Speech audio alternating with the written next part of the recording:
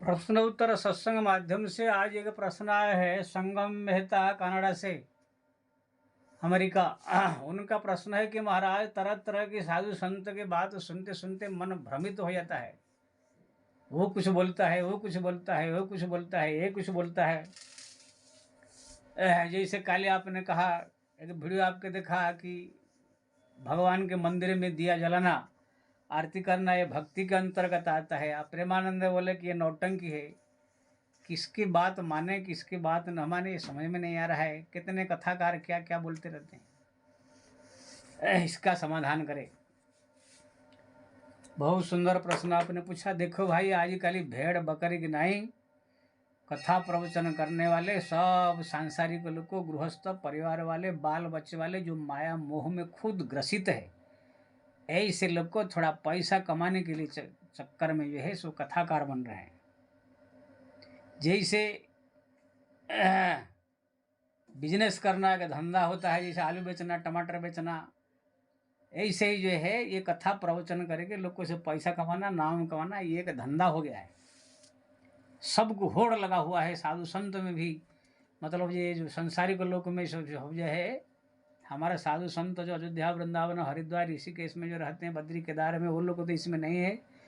ये जो संसारिक सब पंडित लोग, कुछ और गृहस्थ लोग जो है होड़ लगाए हैं कि मैं कथाकार बन जाऊँ, कैसे मेरा पैसा आ जाए, कैसे मेरा नाम हो जाए, यही चक्कर में सब है। मैं अपना बताता हूँ, जो मैं जहाँ पर रहता हूँ, यहाँ पर रामायण भागवत में प्रवचन करता था पहले। तो एक लड़का आता था सुनने के लिए, ढोलो फोलो बजाता था, पंडित का लड़का। अब जो है वो सुनते सुनते उनके मन में भी हुआ कि आजकल सब कथाकार लोग बहुत पैसा कमा रहे हैं, मैं भी कथाकार बनूँ। उनके एक दोस्त कहा, क्या है कथाकार बनेगा, चलो भाई दूसरा नौकरी धंधा सब करते हैं। तो उनने कहा, अरे इसमें बहुत पैसा है। हाँ, एक तो 2-4 लाख रुपया दक्षिणा मिलता है, फिर जो है कितने जो है लोग चढ़ौती चढ़ाते हैं, गुरु जी सब करते हैं, इसमें नाम प्रतिष्ठा सब है। तो उसका दोस्त जो है जाकर कंपनी में नौकरी किया, और ये जो है अयोध्या जाकर के रामायण प्रवचन सीख के आकर जगह जगह रामायण कर रहा है, और उसका मुख्य लक्ष्य खाली पैसा। जहाँ पर वो रामायण करेगा, उसके घर के परिवार के, उनके साला, उनके भाई, सबको बुला लेता है। केवट प्रसंग हुआ तो केवट को विदाई देने के लिए पैसा, सीता जी का विवाह हुआ दहेज के लिए पैसा। यानी कि रामायण 9 दिन के अंदर वो कम से कम 20 बार खाली झोली ही कथा के अंदर लोगों को जो है देकर भेजेगा, बोरी झोली। जब उनसे किसी ने पूछा है कि महाराज ये सब इतने पैसा पैसा ये सब क्या मांगते, खराब लगता है मन कथा के अंदर ना। अरे भाई, ये नहीं मिलेगा तो फिर कथा करने का मतलब क्या है।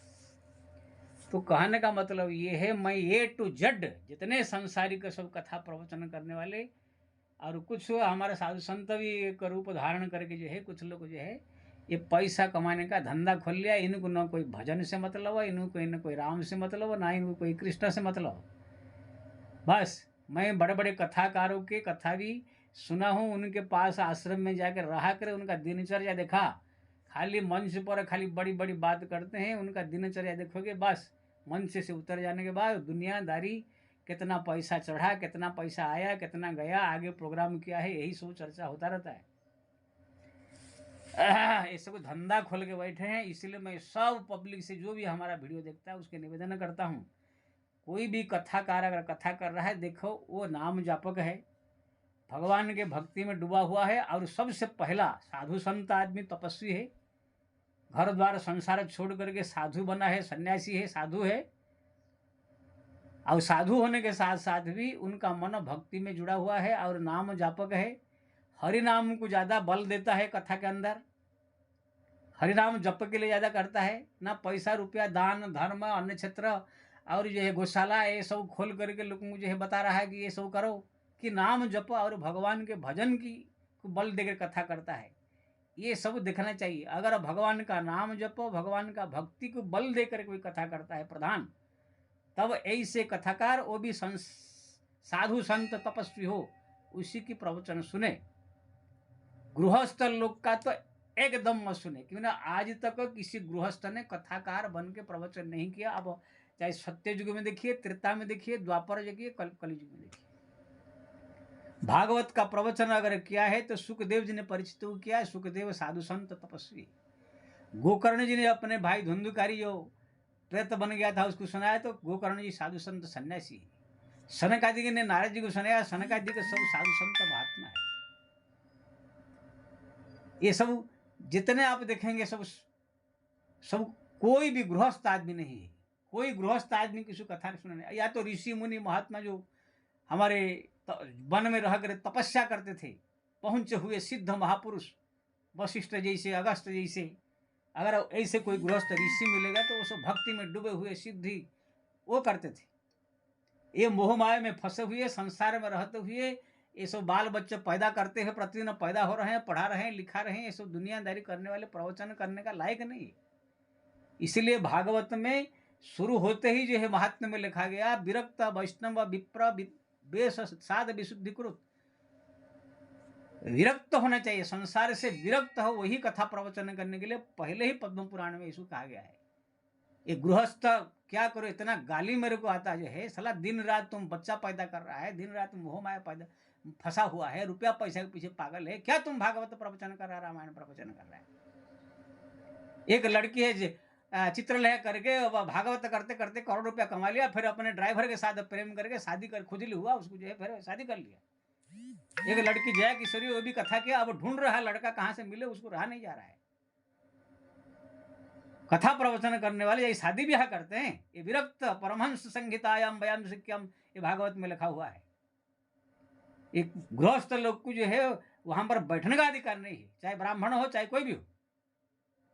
क्या बताओ, सत्य युग से लेकर त्रेता युग से कलि युग से लेकर कोई संसार मोह माया में फंसा हुआ कोई गृहस्थ आदमी कथा प्रवचन किया है कभी अभी तक? ये सब ऋषि मुनि महात्मा साधु संत की चीजें है। आइए सब बेवकूफ लोग को आकर के जो है अपना धंधा खोल लिए हैं। ये महा बेवकूफ पब्लिक जो है उसके पीछे पागल होकर कथा सुनते सुनते, यही सब बड़े बड़े साधु है, संत है, सब बड़े बड़े तपस्वी है। इसलिए जब ये लोग कुछ उल्टा पुल्टा काम कर देते हैं, गृहस्थ आदमी मोह माया फंसे हुए, कभी लड़की को छेड़ देंगे, कभी क्या कर देंगे, कभी 2 नंबर धंधा करेंगे, कभी चोरी करेंगे, कभी जो है कत्ल करेंगे पैसा के लिए, नाम हो जाएगा बाबा लोग। कैसे हो गया, ये रामपाल है, एक कबीरपंथी है, वो जो गृहस्थ है रामपाल है, उसका मर्डर केस है, उसे कितने केस है, जेल में है, वो भी प्रवचन करता है। आसाराम बापू कितने उसके पास केस है, बलात्कारी मर्डर केस है, वो कथाकार बना हुआ। मुरारी बापू साला कुछ कोई ढंग है ना कुछ है, पत्नी मरी है, जाकर काशी में जाकर पूजा कर रहा है। कहीं बोले का कृष्ण बलराम शराब पीते थे, कभी बोले कृष्ण भगवान अपने घर को सुधार नहीं पाया है। शादी जो है स्मशान में जाकर के अशुद्ध अग्नि में जाए फेरा कर रहे, मूर्ख आदमी जो है इसके प्रवचन रामायण कर रहा है। तो कहने का मतलब ये है, ये आजकल जितने सब जो है कथाकार, मैं सबसे हाथ जोड़ के विनती करता हूँ, गृहस्थ लोग का प्रवचन मत सुने।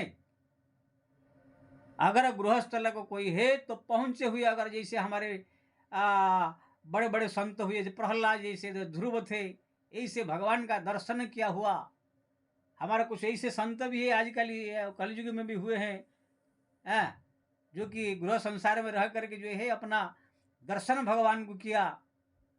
तो ये लोग तो प्रवचन ये सब करते नहीं थे, लेकिन वो लोग के साथ अगर 1 मिनट बैठ के बातचीत कर लो तो कोई खराबी नहीं है।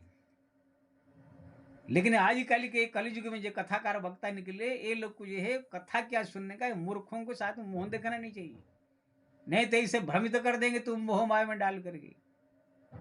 भागवत को मजाक का मंच बना दिया है लोगों ने सब। जो अनिरुद्धाचार्य है मूर्ख है, वहां पर कैसे कैसे लड़कियां गंदी गंदी प्रश्न पूछती हैं, सब ये संसारिक प्रश्न है, वहां पर है ही करके वो उत्तर देता रहता है। तो भागवत हो रहा है। तो कहने का मतलब ये है, अगर कोई चाहता है कि हमें शुद्ध ज्ञान मिले तो ये संसारिक लोग का प्रवचन न सुने। साधु संत सन्यासी जो है वो भी भक्ति वाला हो, राम नाम को बल देकर कहता हो, भगवान का भजन को बल देकर कहता हो, सुनना चाहिए। अब मैं तो सबसे बढ़िया रास्ता बताऊंगा, जिसको ज्ञान प्राप्त करना हो, ये जो मंच में कथा करने वाले का किसी का न सुने, तो साधु हो संत हो। भगवान ने जो है ज्ञान प्राप्त करने के लिए गीता में एक अच्छा रास्ता बताया, तद्विधि प्रणिपातेन परिप्रश्नम सेवया उपदिख्यन्ति ते ज्ञानम ज्ञानिनम तत्त्वदर्शिनः। हे अर्जुन, अगर ज्ञान प्राप्त करना चाहते हो, कोई भी भक्ति समझ जानकारी प्राप्त करना चाहते हो, तो कोई तत्वदर्शी ज्ञानी जो भक्ति में डूबा हुआ ज्ञानी भक्त ऐसे के संत के ढूंढ करके कहाँ उनके चरण में जा करके उनकी सेवा करके तद्विधि प्रणिपातेनम परिप्रश्नम सेवया, सेवा करके उनको प्रश्न उत्तर करके ज्ञान प्राप्त करो तब मिलेगा। ये सब जो बड़े बड़े मंच में लाखों लाखों आदमी बैठ करके जो है ही करके नाच गा के जो इसी से ज्ञान एक पैसा का नहीं होगा, मैं गारंटी देकर कह रहा हूँ। जितने भी सत्संग दुनिया में हुए, भागवत का प्रवचन भी 2 आदमी में हुआ, सुखदेव जी कह रहे हैं, परीक्षित सुन रहे, दोनों का संवाद है, और कौन बैठा नहीं बैठा उससे मतलब नहीं है। भगवान शंकर कह रहे हैं, माता पार्वती सुन रही है, दोनों में संवाद है, और कौन बैठा कोई मतलब नहीं है। तो कहने का मतलब भूषण जी कह रहे हैं, गरुड़ जी सुन रहे हैं, 2 ही ने मतलब, और कौन बैठा है उससे मतलब नहीं है। भगवान कृष्ण गीता कह रहे हैं, अर्जुन सुन रहे हैं, और कौन है कोई मतलब नहीं, 2 ही आदमी में सिर्फ संवाद हुआ है। ये जो बड़े बड़े मंच लगा करके बड़े बड़े जो डेकोरेशन करके ये सब खाली नौटंकी का अलावा कुछ नहीं है। अब मैं ये गारंटी देकर कहता हूँ, मैं भी कितने कथा सुना हूँ, 2 पैसा का ज्ञान भी नहीं होगा, खाली बुद्धि भ्रष्ट करके आएंगे। सत्संग के नाम पर एक बुद्धि भ्रष्ट करने का साधन है। इसलिए जिसको ज्ञान प्राप्त करना है, कोई एक संत से कांटेक्ट रखे। अगर मान लीजिए उनके चरण में आप पहुंच नहीं सकते हैं, उनके पास जा नहीं सकते हैं, कहाँ दूर देश से रहते, कहाँ रहते हैं, तो कोशिश कीजिए, नहीं पहुंच पाएंगे तो आप उनका, आजकल तो दूरसंचार का विभाग है, मोबाइल से बात कर सकते हैं, वीडियो कॉल से बात कर सकते हैं। कोई एक नाम जापक संत जो भक्ति को बल देता हो, नाम जप को बल देता हो, और शास्त्र पुराण ग्रंथ का सब पढ़ करके विद्वान हो, शास्त्र का पुराण का प्रमाण देने का शक्ति उनके पास हो। ऐसे नहीं कि मूर्ख परमानंद जी से मशहूर हो गया, लेकिन कोई शास्त्र का ना उनके मुंह से कभी ना श्लोक ना कुछ है, ना शास्त्र का प्रमाण है कुछ है, वो उल्टा पुल्टा सब बोलता रहता है। आज कुछ बोलेगा, कल कुछ बोलेगा, परसों कुछ बोलेगा, कोई ठिकाना नहीं है। ऐसे मूर्खों से भी नहीं चलेगा। जैसे राम भद्राचार्य अंधा है, शास्त्र पढ़ा है, साधु है, लेकिन 1 नंबर मूर्ख है, शास्त्र का सब विरोध ही बात करेगा। तो कहने का मतलब ये है, कुछ हमारे साधु संत भी बड़े मशहूर हो गए हैं, लेकिन मूर्ख है। इसलिए जो राम नाम को, हरिनाम को बल देकर कहता है, भक्ति को बल देकर प्रवचन करता है, साथ में समस्त शास्त्र पुराण का पढ़ करके ज्ञान प्राप्त किया हो, और स्वयं भजन करके भक्ति करके भगवान के भक्ति में रहता हो, ऐसे कोई संत से कांटेक्ट करके उनसे वार्तालाप करके पूछताछ करके ज्ञान प्राप्त करे, तब जाकर आपको सही रास्ता मिलेगा। नहीं तो ऐसे भटक जाओगे, आपको लगेगा मैं दिल्ली जा रहा हूँ, लेकिन दिल्ली का रास्ता नहीं था, वो मद्रास के रास्ते में पहुंच जाए। ये सत्संग कोई मजाक नहीं है। किसी के साथ में बैठ गया सुना, निरंकारी के पास बढ़ जाएगा तुमको भक्ति पूजा पाठ छुड़ा देगा। कोई मुसलमान के पास बढ़ जाएगा तुमको भक्ति, हिंदू धर्म का ही भक्ति छुड़ा देगा, मुस्लिम में लगा देगा। कोई जाकर कोई अघोरी के पास बढ़ जाएगा तो तुमको मटन मत्स्य खिला करके तुमको मंत्र तंत्र विद्या और जो है भूत प्रेत साधना में लगा देगा। अगर कोई भक्ति राम नाम जापक भगवान का भक्त के साथ बैठकर सत्संग करेगा तो आपको भक्ति में लगा देगा। इसलिए ये सब जो है बड़ा सावधानी के साथ, सत्संग मतलब बहुत बड़ा एटम बम है। ये बम को अपने हाथ में लेने से पहले सोच समझ करके लीजिए, नहीं तो कब फूट जाएगा, तुम्हारा विस्फोट हो जाएगा। इसलिए आपने जो पूछा है बहुत अच्छा प्रश्न पूछा है। बुद्धि भ्रम हो रहा है बहुत के मैं देख रहा हूँ। इसलिए आप जो है कोई एक नाम जापक संत, नाम जप करने वाले, भक्ति में डूबे रहने वाले, शास्त्र पुराण ग्रंथ का जो अध्ययन किया हो, स्वयं भजन भक्ति करके जो भगवत कृपा प्राप्त करके नाम जप कर रहा हो, ऐसे संत से आप कांटेक्ट रखिए। जो पूछना हो उनसे पूछ करके आपको भक्ति मार्ग में आगे बढ़ना चाहिए। जय श्री राम।